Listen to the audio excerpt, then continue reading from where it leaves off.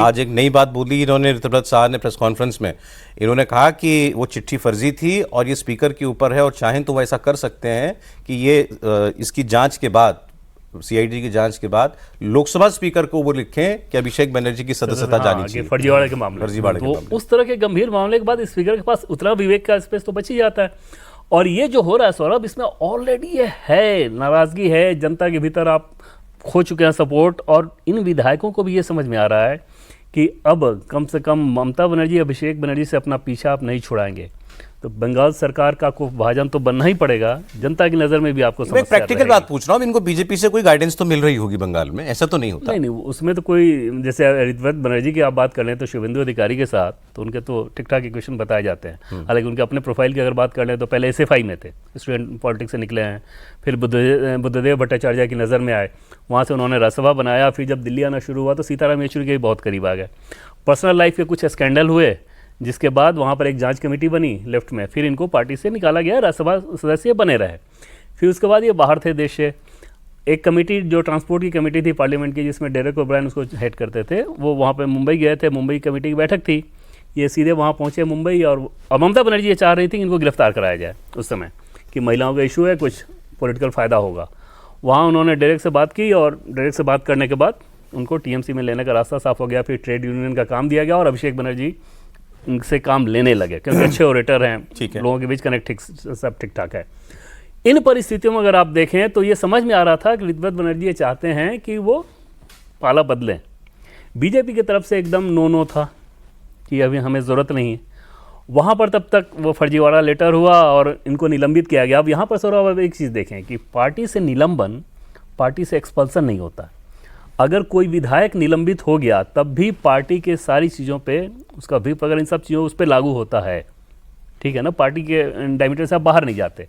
तो ऋतुव्रत बनर्जी टेक्निकली भी पार्टी में ही है। एक चीज़ ज़रूर है कि एकनाथ शिंदे वाले मामले में आपने देखा होगा महाराष्ट्र सरकार में जो सुप्रीम कोर्ट का जो फैसला था कि विधायकों को बहुमत का मतलब ये नहीं होता कि पार्टी आपके पास, कि पार्टी का भी बहुमत हो गया। ये दोनों दो चीज़ें सुप्रीम कोर्ट ने उस चीज़ को कहा था, ठीक। लेकिन इस केस में अगर इतने सारे विधायक साथ आ रहे हैं सौरभ, तो आप ये समझिए, ये स्वतः स्फूर्त इसमें ज्यादातर हैं। वो क्लियर बात उन्होंने मंशा क्लियर कर दी प्रेस कॉन्फ्रेंस में। उन्होंने कहा हाँ सर, जो मामला था महाराष्ट्र वाला, उसमें सुप्रीम कोर्ट में जो इलेक्शन कमीशन ने कहा, उसी समय ये क्लियर हो गया था कि जितनी वंशवादी पार्टियां हैं उनके आने वाले समय में उनके लिए मुश्किल होने वाली है। क्या स्टैंड लिया इलेक्शन कमीशन ने? सुप्रीम कोर्ट ने जो बात कह रहे हैं देवेंद्र बिल्कुल ठीक है। मुझे अभी मतलब ये जानकारी दी गई, मेरे मन में भी था कि आपने कहा तो अभी 2 माइंड्स में आ गया। एक्सपल्शन ही है, पार्टी से एक्सपेल्ड है, ये मुझे याद है। कुणाल सस्पेंशन नहीं है, एक्सपल्शन था।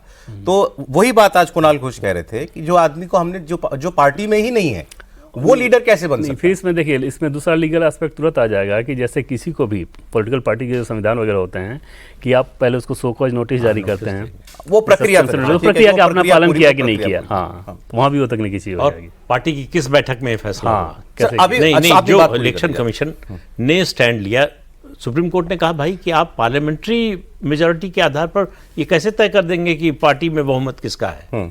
जो तरीका है इलेक्शन कमीशन का भी कि संगठन में देखते, मतलब पार्लियामेंट्री या लेजिस्लेचर पार्टी दोनों, और उसके अलावा संगठन, राष्ट्रीय पार्टी है तो राष्ट्रीय स्तर पर, प्रदेश स्तर पर, जिला स्तर पर, वहां संगठन में किसका बहुमत है उसके आधार पर तय होता है पार्टी किसको मिलेगी।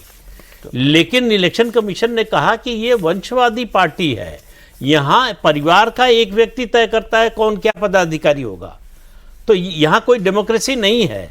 तो इसलिए जो इलेक्टेड मेंबर हैं वो कम से कम चुन कर आए हैं, जनता से चुन कर आए हैं, उनके पास मैंडेट है। इसलिए जो है लेजिस्लेचर पार्टी और पार्लियामेंट्री पार्टी में जिसका बहुमत है पार्टी उसकी होगी।